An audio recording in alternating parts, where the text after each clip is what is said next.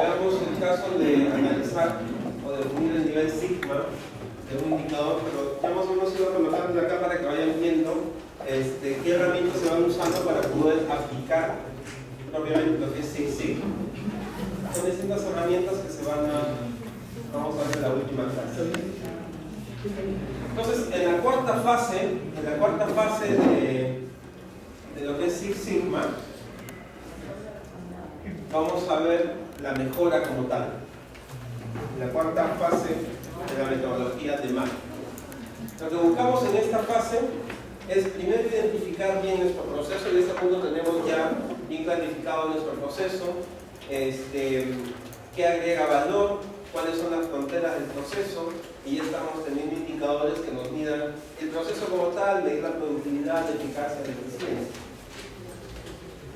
Lo que se busca en este momento, en la mejora, es seleccionar los proyectos de mejora y además proyectos racionales. Deberíamos no mejorar necesariamente todo. Si nosotros nos concentramos en muchas causas, vamos a tratar de buscar muchas soluciones y de repente esas soluciones impactan muy poco en el proceso. Deberíamos buscar la mejor solución posible, la de menor costo posible, la de menor plazo posible, la de menor esfuerzo posible, que resuelva de manera más impactante nuestro problema. Si tenemos muchos problemas, muchas causas, vamos a generar muchas soluciones. Y si generamos muchas soluciones, cada una de ellas va a tener un costo, va a consumir recursos, personas, tiempo, presupuesto, y se nos podría hacer muy engorroso. Entonces el tema no es tener tanto, tener cantidad, el tema es tener calidad. Y con ello podemos generar soluciones de calidad para analizar, desarrollar e implementar soluciones enfocadas en la causa raíz. Six Sigma busca llegar a la causa raíz del problema. No tanto las causas raíz, sino la causa raíz del problema. Y para esto, y en el anterior programa nos faltó comentar también otra herramienta que se podría usar en la fase de análisis, es lo que Yao Goldberg nos trae en teoría de restricciones. ¿Han oído hablar de teoría de restricciones? Se lo explico, es un concepto muy simple. Goldberg define que cualquier organización es un sistema y utiliza los conceptos de sistemas, el enfoque holístico, el enfoque de sistemas.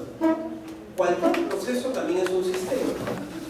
Como tal, siendo un sistema, lo que nosotros tenemos comúnmente es que al no tener un enfoque de sistemas, tratamos de resolver problemas sin tomar en cuenta que ese problema impacta, o la solución de ese problema, perdón, impacta todo lo demás. Si tenemos en cuenta el concepto holístico, los sistemas están integrados, están interrelacionados. Cualquier solución que nosotros demos a todo un proceso va a impactar en las otras actividades del proceso. Nuestro problema está en que constantemente, como generamos muchas soluciones, tratamos de atacar a todas a la vez. Y resulta que como las organizaciones, los procesos son sistemas, si atacamos algún problema acá, es altamente probable que algún otro que no era problema se convierta ahora en problema. Y de esa manera perdemos control y entonces empezamos a generar lo que Goldberg le llama el caos. Por tratar de resolver un problema generamos caos en los sistemas. ¿Qué es lo que propone Goldberg? Lo que Goldberg propone en la teoría de restricciones es que identifiquemos y delimitemos bien nuestro sistema, un proceso por ejemplo. Una vez que hemos delimitado bien nuestro sistema, identifiquemos cuál es la restricción, y el la en mayúsculas. O sea, no dice las restricciones, sino cuál es la restricción. ¿Cuál es la restricción? Aquella causa raíz que más impacta a nuestro sistema, el más crítico, el más relevante. Y concentremos todas las fuerzas en resolver solamente ese tema más relevante. Una vez que, y constantemente ir evaluando si esa causa, si ese problema sigue siendo el más relevante. Una vez que lo hayamos eliminado o lo hayamos minimizado, surgirá un nuevo problema que es más restrictivo, que es nuestro nuevo cuello de botella. En ese punto, cuando aparece un nuevo cuello de botella, nos desconcentramos en este que ya no es la restricción para atacar esta otra que es la nueva restricción. De ese modo estamos en un proceso de mejora continua a través de lo que es teoría de restricciones. No atacamos todo a la vez. Si queremos ver el mapa de Chicago que habían presentado, lo que deberíamos hacer es ver de esas 14 causas, cuál era la que realmente impactaba más en la gestión de compras. Supongamos que sea personal. Entonces, para teoría de restricciones, en ese momento las demás no interesan. Y se concentra únicamente en atacar el tema de personal. De repente, definir bien los perfiles, de repente mejorar el proceso de selección, de repente invertir más presupuesto para adquirir personal más capacitado, o generar un proceso de pasantía luego de un posgrado, cosas por el estilo. Cuando esa restricción ya no está, surgirá una nueva. De repente la nueva restricción es un tema de tecnología, que la tecnología está ahí disponible pero no se usa. Entonces, en ese momento, cuando ya se resolvió el tema del perfil del personal, bajo el concepto de teoría de restricciones, el único problema o la única restricción es la no utilización de los sistemas disponibles. Y se concentran todas las fuerzas en generar soluciones para eliminar esa restricción. Cuando esa restricción ya no es una restricción y de pronto, ¿qué otra causa que estaba en tu nota?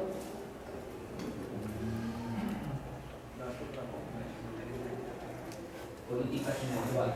Entonces, cuando de pronto ya resolvimos el tema de perfil, ya resolvimos el tema de tecnología, de pronto ahora la nueva restricción, la más relevante, ahora las políticas son las que más impactan. Nos concentramos todos y todas las soluciones solamente en atacar políticas. Y de ese modo Goldar propone este método de mejora continua mediante la teoría de restricciones. Entonces, es un método bastante interesante que se utiliza más en la parte de análisis y luego también en la parte de mejora, ¿no? Encontrar la restricción y concentrar todas las fuerzas en atacar únicamente la restricción. Y finalmente, diseñar, rediseñar e implementar un nuevo proceso efectivo.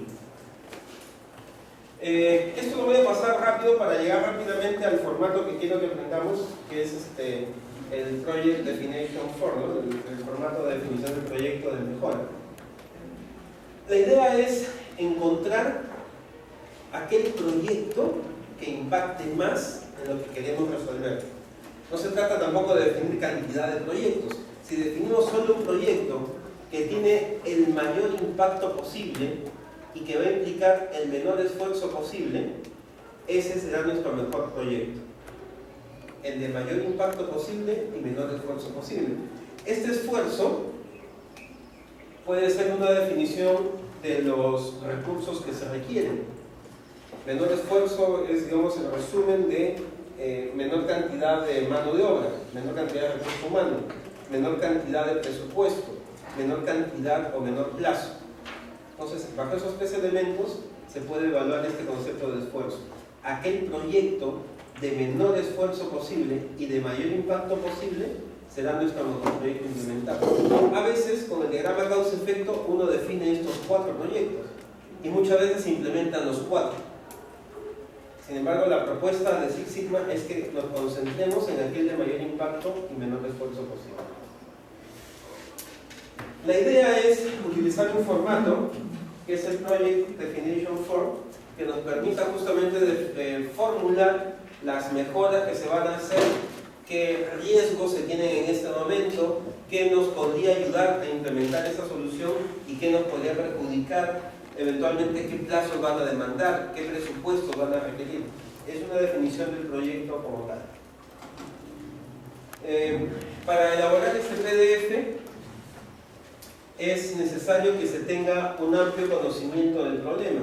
Y en este punto, habiendo definido nuestro proceso, nuestro alcance, habiendo definido las mediciones, habiendo analizado esas mediciones, ya sin duda conocemos bastante bien el problema. Entonces, en este punto sí tenemos todas las herramientas para poder armar el PDF. Estimar los impactos y beneficios de las potenciales mejoras. Esto es fundamental, ¿eh? En cualquier solución que ustedes planteen, cualquier proyecto que ustedes planteen, siempre van a haber beneficiarios. Pero también tomen en cuenta que siempre van a haber personas que se van a perjudicar. Cualquier solución que ustedes implementen siempre va a tener esos dos aspectos. La mejor solución, en parte, es aquella que tiene más beneficiarios y pocas personas que se impactan negativamente. El ejemplo que yo siempre pongo son las operaciones mineras o los proyectos mineros. Los países sudamericanos somos muy mineros, tenemos muchos materiales, muchos minerales, y desarrollar proyectos mineros es muy beneficioso para nuestras economías. Sin embargo, la manera como se extraen los minerales, al menos hasta el día de hoy, tienen impactos ambientales, especialmente en las personas que están alrededor. El ideal de un proyecto minero es que tenga el menor impacto posible. ¿Se van a ver personas afectadas o comunidades afectadas? Sí.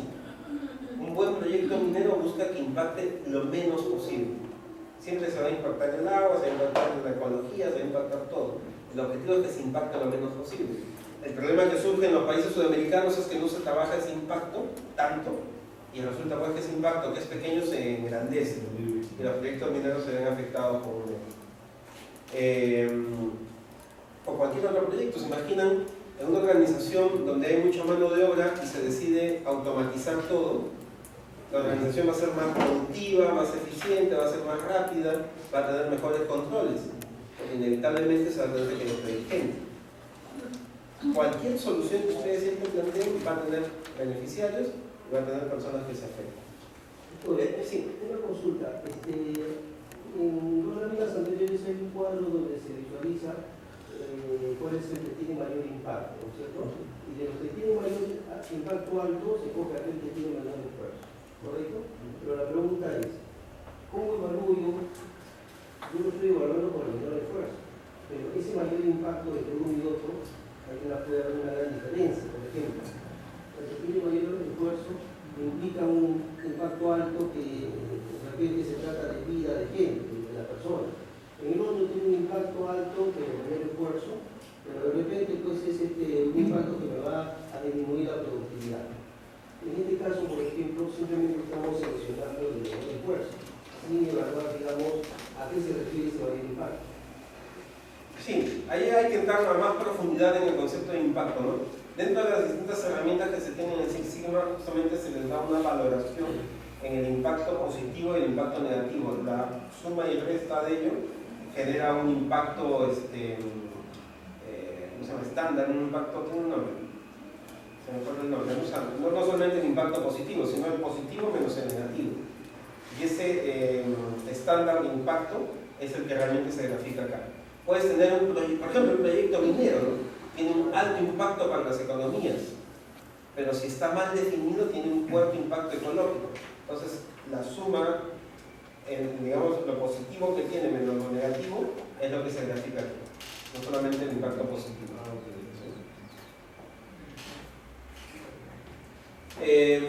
Elaborar los impactos, costos y riesgos de no efectuar estas mejoras. Si no se efectuarían estas mejoras o no se implementan estas mejoras, ¿en qué podría impactar en nuestro proceso? ¿Qué más podría afectar en el proceso? Esto es fundamental y luego vamos a ver un poco de estrategia. Nuestros procesos y nuestras mejoras tienen que estar vinculados a la estrategia de la organización. En un rato vamos a hablar de estrategia. También tienen que estar vinculados a los clientes. Las organizaciones existen porque existen clientes. ¿Qué sentido tiene que tengamos una organización y no haya clientes para ello? Y finalmente en los costos, ¿no? Tenemos que estar viendo los costos. Lograr que el proyecto sea patrocinado por el dueño del proceso. Eso también es un criterio fundamental, porque si el dueño del proceso no está involucrado, no está patrocinando, es altamente probable que nuestra mejora no se implemente, o nuestra mejora no sea suficientemente aceptada y se implemente mal. Entonces, sí, cuando nosotros estamos implementando las mejoras, el dueño del proceso no se involucra, lo mejor es que paren el proyecto, lo mejor es que se detengan. Vayan a la gerencia general y pidan el involucramiento del dueño del proceso. Si el dueño del proceso no se involucra, es altamente probable que la implementación termine en fracaso. Este es un anuncio, es una crónica de una marca anunciada. Este es más o menos el formato del Project Definition Form. Voy a mostrarles más tarde, en un ratito más, algunos ejemplos y haremos nuestra dinámica. Definir cuál es el caso del negocio, qué parte del negocio es el que estamos atacando, declarar el problema, que es lo que ya habíamos hecho en la primera fase inicial, pero ahora aquí ya declarando el problema a través de indicadores, evidenciando objetivamente que nuestro problema realmente es un problema grave, que vale la pena atacar. Tenemos sustento objetivo para decir cuál es el problema. ¿Cuál es el alcance de nuestro proceso? ¿Cuál es el alcance de nuestra mejora? ¿Cuál es la meta que estamos buscando generar? ¿Hacia dónde queremos llegar? Por ejemplo, si tuviéramos un proceso de compras, ¿cuántas compras tendrán errores para tomar un poco del caso de ustedes? La deficiencia en compras, ¿cómo la evidenciarían? ¿Hay un indicador?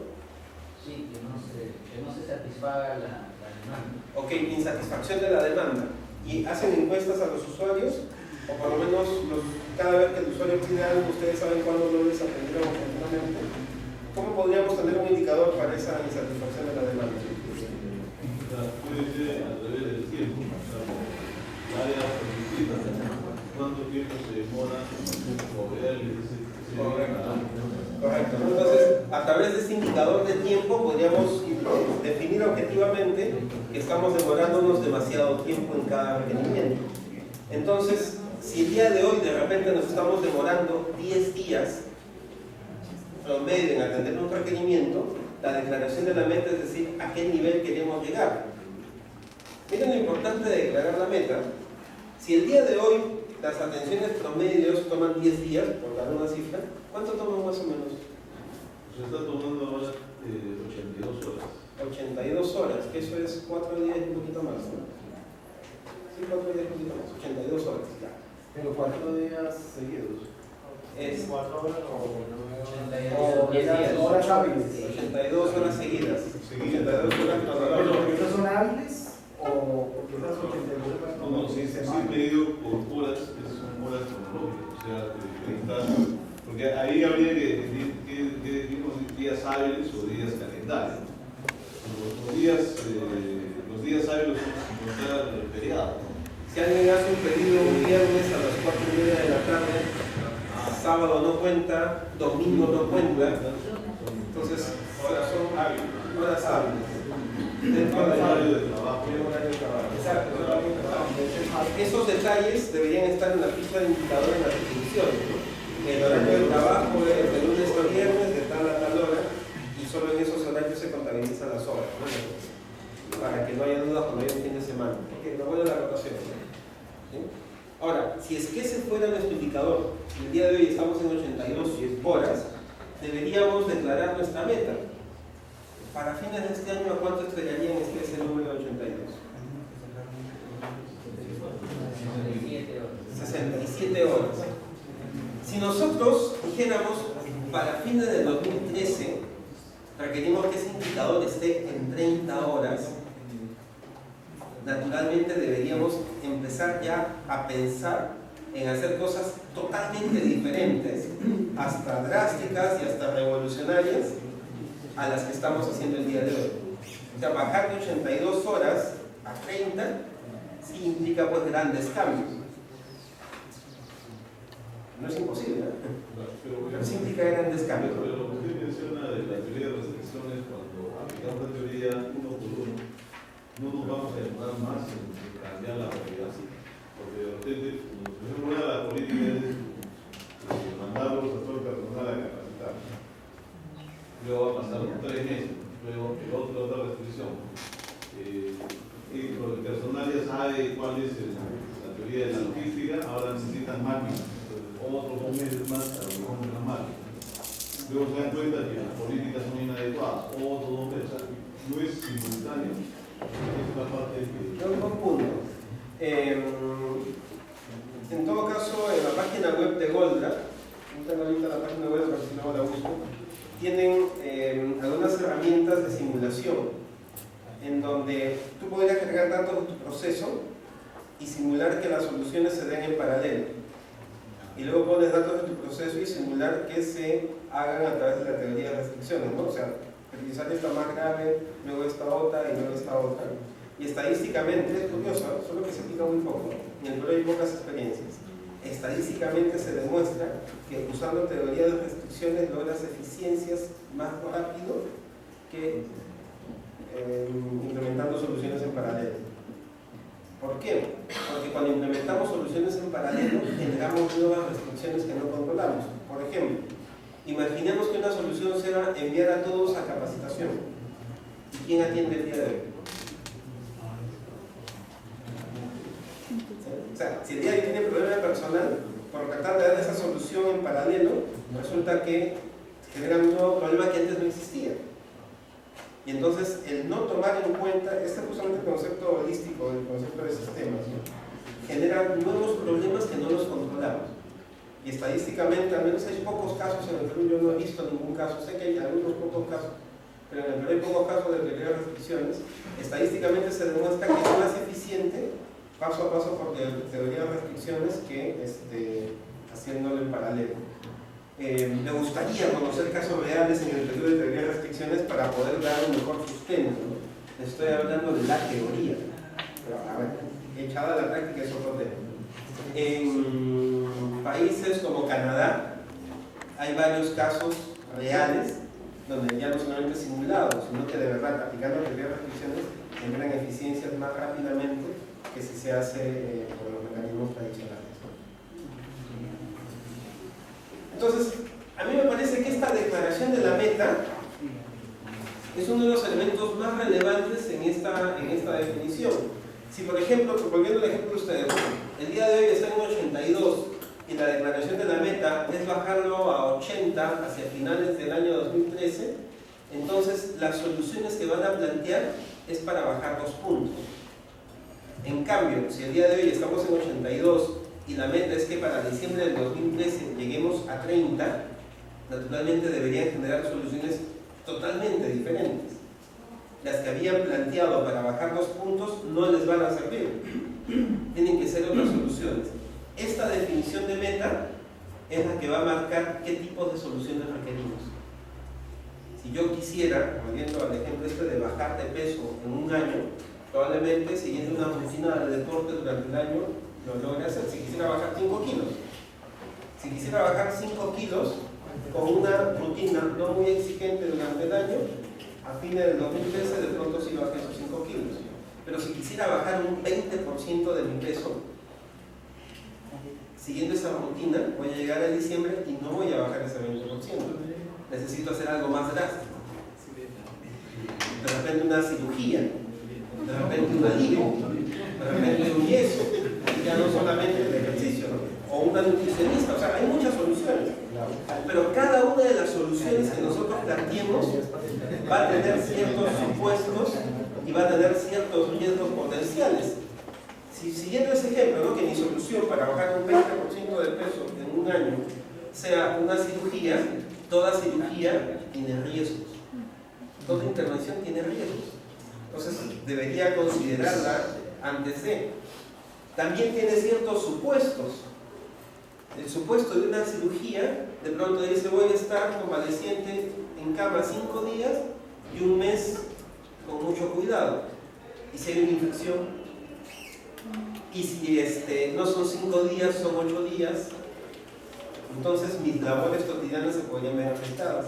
Así como en ese ejemplo, también en los proyectos en el día a día podrían haber ciertos supuestos. Hay un supuesto, ¿no? Podría haber otro supuesto, que alguna intervención de pronto demanda cierta cantidad de sangre de plaquetas, y el supuesto es que sí se van a conseguir. Y si es que no se consiguen, o tenemos un proyecto y consideramos que nos va a costar determinado presupuesto, y ese presupuesto va a llegar en determinada fecha. Suponemos que ese dinero que nos va a financiar el proyecto llegue en determinada fecha. Y si no llega en esa fecha, nos podría afectar el proyecto, nos podría afectar la solución. ¿Sí? Por ejemplo, al proceso de compra, si se maneja paradigmas, digamos, tradicionales que cuadran el proceso de compra, al final habría que justamente llegar al porqué último, ¿no? Porque si la política, por ejemplo, dice que debo tener como proveedor para poder hacer una correspondiente 3 cotizaciones, que es más o menos lo que está estipulado, pero dentro de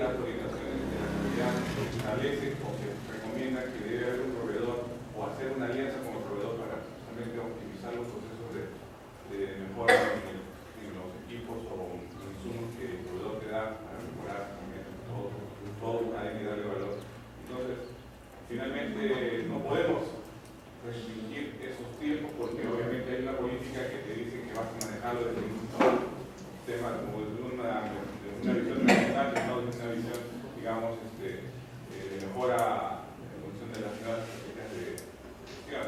Entonces, allí te ves restringido al tema de la política que tú no manejas, o en todo caso puedes gestionar. Salvo que en un caso como ese, la política es una causa de tu problema, ¿no? Las políticas restrictivas, por ejemplo, ¿no? Que en el Estado, este año no hemos visitado tanto, ¿no? Pero siempre llega diciembre y suelen los periódicos sacar, ¿no? Ejecución presupuestal de salud, el 25%. O sea, de todo su presupuesto gastando solo el 25%. ¿Qué pasó? Que como tienen procesos a veces pero muy engorrosos, después de 1 o 2 meses del proceso de selección, resultó desierto. O después de 1, 2 o 3 meses del proceso de selección, nadie se presentó, porque eran los requisitos muy exigentes. O se presentó uno, porque los requisitos muy exigentes, y los otros competidores denunciaron el proceso porque estaba dirigido. Entonces, la ley, la normativa que se tiene el día de hoy para los procesos del Estado son de verdad restrictivos y generan muchos problemas, y es una de las principales causas raíz por la cual la ejecución presupuestal no se da. Ahora, la solución es hacer más sencillos los procesos del Estado. ¿Qué están haciendo algunas organizaciones? Algunas organizaciones están generando sus recursos propios, instituciones del Estado, ¿no? SUNAT, RENIEC, SUNAT, por ejemplo. Y con sus recursos propios, como son propios, con ellos se pueden hacer proyectos con procesos menos restrictivos que tiene la OCDE. Entonces encontraron una salida. Entonces, si una causa raíz fuera las políticas restrictivas, habría que atacar esa causa raíz, no necesariamente eliminándola, no siendo muy creativo en cómo hacer que esa política no restrinja o te genere el dinero. Claro, en el caso, digamos, de las empresas privadas, es cierto lo que dicen, ¿no? O sea, hay 3 cotizaciones, pero por ejemplo, en una empresa planificadora hay un análisis químico con la harina, la manufactura, el panetón, así. Entonces, definitivamente, esa política, a través de un informe técnico firmado por un ingeniero, ¿no?, de alimentos, que da fe de que esa harina ha sido tratada y que está así, entonces se obvia esa política, ¿no?, y se aplica, digamos, para efecto, digamos, la compra más inmediata, ¿no? Pero ese punto va a estar en revisión, en supervisión de auditoría y gerencia. Claro, el tema es cómo hacer que esa política no nos restrinja, si es que es una de las principales causas del problema. Si no es una de las principales causas del problema, no te concentres en atacar la política, concéntrate en lo otro. Desde el punto de vista de teoría de restricciones, cuando esa política realmente sea la restricción, ahí sí ver cómo atacar esa política, ¿no? Mecanismos como el que nos estaban explicando, o como lo que hace en el Estado en generar recursos propios y no tienen que seguir todo el proceso tan engorroso de la OCDE y todo ello. Entonces, buscar mecanismos para que esa ya no sea una restricción. Eso es lo que normalmente vemos en este formato. Lo que he explicado está aquí. Caso de negocio constituye una breve descripción del problema que viene afectando negativamente al logro de los objetivos. Es recomendable estimar en cifras los daños que vienen generando este problema y cuál debería ser el desempeño ideal del proceso, al menos en cifras estimadas. La declaración del problema es otro de los atributos del formato. Descripciones específicas del problema, hay que cuantificarlo. Es conveniente describir los detalles o síntomas que sustenten la existencia del problema. No se describe en esta parte de la descripción del problema cuál es la causa, sino el problema. Para esto ya hemos usado las herramientas de análisis y sabemos con claridad cuál es el problema y ya tenemos con claridad cuáles son las causas. En esta definición del problema va solo el problema. Esto es clave. No es conveniente que determinemos a responsables, o mejor dicho, a los causantes del problema. En realidad, en cualquier organización, todos somos los causantes del problema. Si no eres parte del problema, debes ser parte de la solución, dice una frase. Todos debemos estar involucrados. No es conveniente que en un formato como este digamos, el problema es tal y el causante es tal persona, o el irresponsable que generó este problema es tal persona. No es recomendable colocarlo en esos términos, simplemente colocar el problema, clarificar y describir bien el problema. y no se pone todavía la solución, sino solo el